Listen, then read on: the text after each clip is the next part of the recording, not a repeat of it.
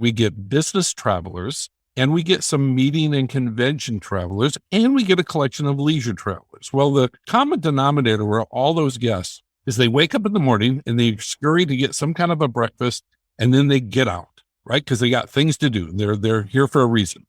If you're a leisure guest, you're out to the beach or you're off to do something fun. If you're a business guest, you're off to conduct business. So you're not in the hotel during the lunch at all. Our hotel's kind of empty. But then around 5:30, 6 o'clock, then the hotel starts getting real busy. So what do people like to do? Sometimes they want to go have a cocktail in the bar, and they're going to decide at that point, well, what's the rest of the night about, right?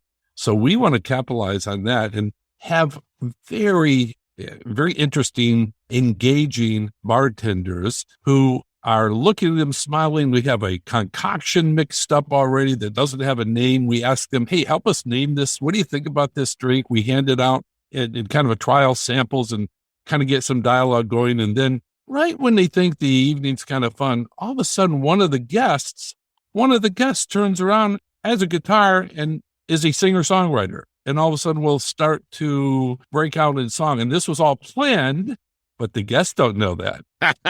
That's awesome. So we want to have a series of these little 45-minute to 1 hour interactions that they are going to talk about the next day, that they're going to call their loved one that night. So you're not going to believe what happened tonight. And then they come back 3 months later and somebody in the audience comes up and picks a guitar. You got to change the unicorn a little bit. Maybe this time they play keyboards or you come out and play, right? Yeah, I swear. Some of my staff have already asked, well, when do you break out in song? And I say, wait a minute, I need my whole band before I sound right. That's great. Well, that's really a good message to our listeners of being a little different, not just thinking about 5 minutes in front of you, but thinking about really getting creative. When you go the extra mile to be creative, it subtly shows that you'll take care of them for a lot longer than just that interaction. I love it. It shows that there was some forethought given to the guest experience, because any hotel worth their salt is going to have a clean room. They're going to have towels and soap, and they're going to have a comfortable bed. And that's a given.